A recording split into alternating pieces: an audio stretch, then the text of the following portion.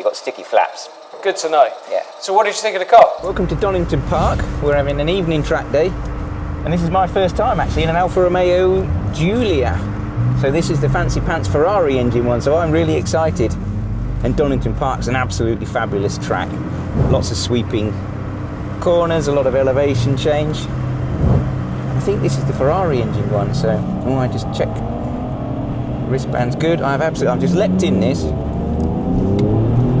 Oh, she goes. Oh, I like it. I'll have one in blue already. Oh, it's balanced. It's very balanced. I'm not a rear-wheel drive specialist. In fact, I'm not really a specialist to do tyre testing. Oh, wow, I like it. Wonder if you can do it flat. Probably not. Let's not do that on the first lap out. Oh, she's beautiful. So all the traction controls off. Let's just see. Oh, it's got a lovely front axle. Very tame on the rear. Very tame. Oh, you have to manually shift up. Okay. Should have probably read the manual or something.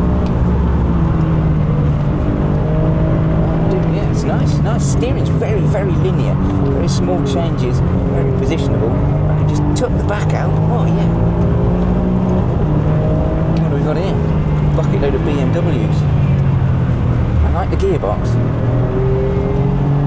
I think the balance is the best thing. I can just nail that through that corner. What are we on here? Is he going to let us through? Thank you very much. I think the Clio's not looked. I'm sure you're meant to overtake on the left. Track days are normally the OK corral, especially an evening one. The track obsession guys have been really helpful with us. They're very, very accommodating guys. We booked a garage at the last minute and they let us in, and then I managed to lose a sticker on the Swift and they just gave us another one, no mither at all. But in terms of a car, straight out the bat, we've just closed in on an M3 here. Is he going to let us through? Yes he is. Okay. I'm a bit nervous because I can feel a little bit of brake judder, and it's not my car, and we haven't got any towing eyes in, so everything that you shouldn't do on a track day we've done.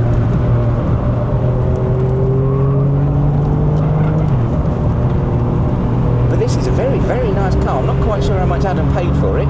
Knowing Adam, probably about half what it's worth, which is probably still about a third too much. We've got an M3 CSL. Let him through, come on. Looks very heavily modified. I don't feel quite so bad now. Yeah, such a gentle transition to slip. I think he's running some Kumo, not race tyres, they're road tyre, but they're definitely a Kumo. I did have a cursory glance, didn't check the pressures of course. We just yeeted straight in. We've got a black flag, is that for? Not for me, is it? No. Don't think it was for me. No, he's not glancing at me. I haven't done anything too naughty yet. We're doing there, we've touched 120 miles an hour before we have to get onto the brakes, which is a fair schlep. I do like that downshift. I can just hold the car, and then when I ask it just to step out, very, very nice.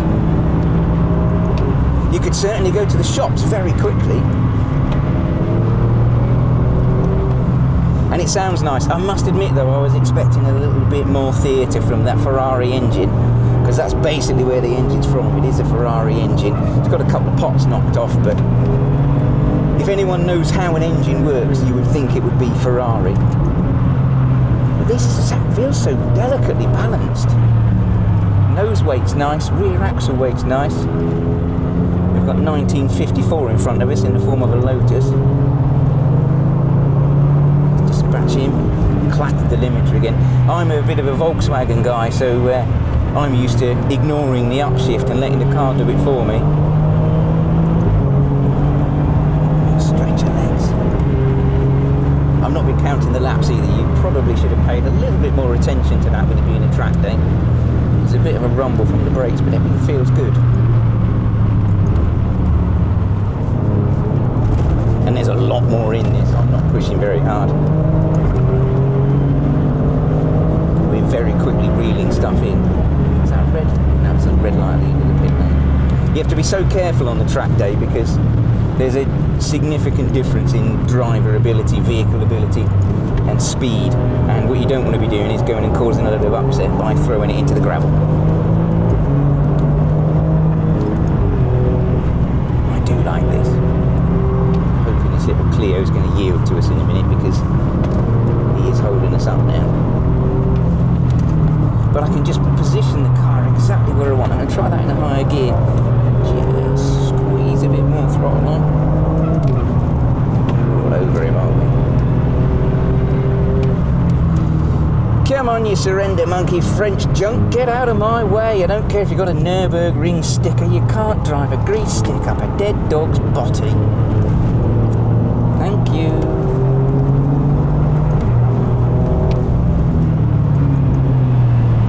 Let's just try a little bit hotter through there.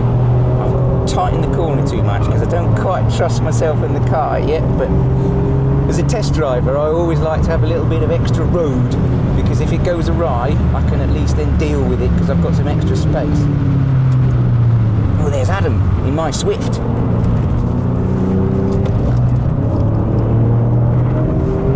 Probably putting in a hotter lap than I've managed to do in this, which would be mostly annoying.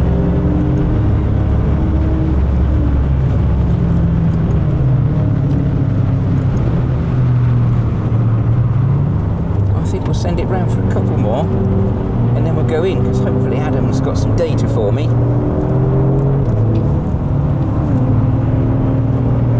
You can see the power. I'm feathering the throttle here and I can hear this BMW in front of me. He's absolutely got it singing. So he's on full revs and we are absolutely not.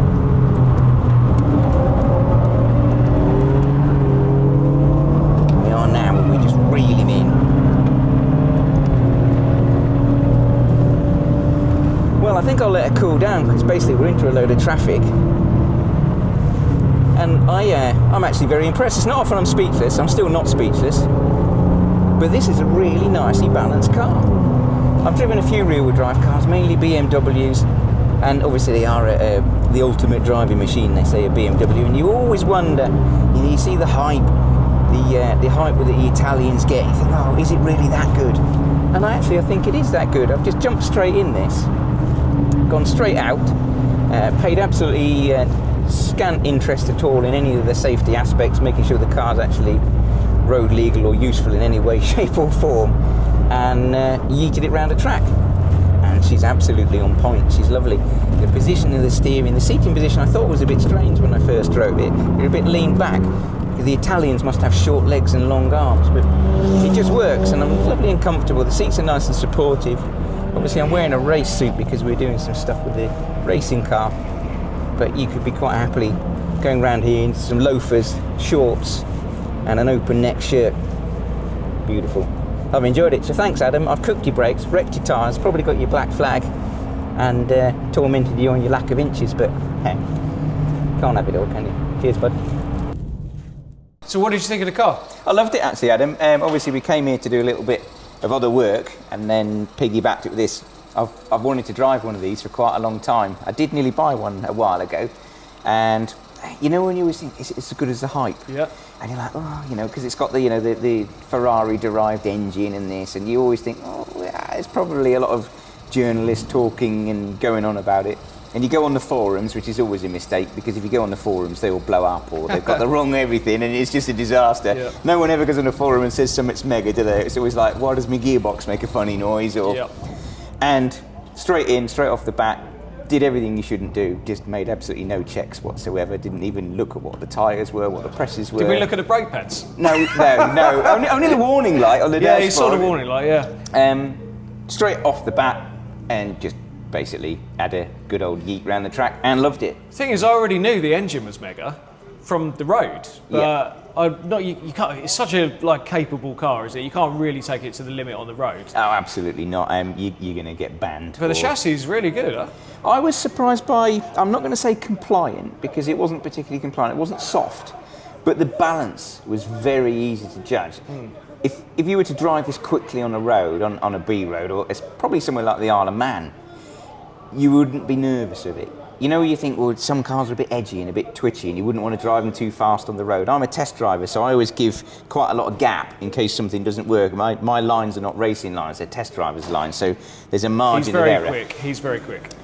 And I did that straight off with the car, pushed it a little bit, and it was lovely. That rear-wheel drive where you can just push the rear axle into the ground, load the tyre up, feel the tyre sort of biting into the surface. You can feel the strength of the car because the footprint, and then the car just pinged forwards. It's almost a little bit like when you drive a well-balanced Porsche, you know, and the engine's in the back.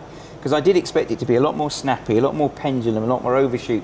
Absolutely. And it wasn't. sounds a bit like an old school Porsche as well, doesn't it? When the engine management lights are on, it goes, and then, yeah, not so much when the engine management light comes on.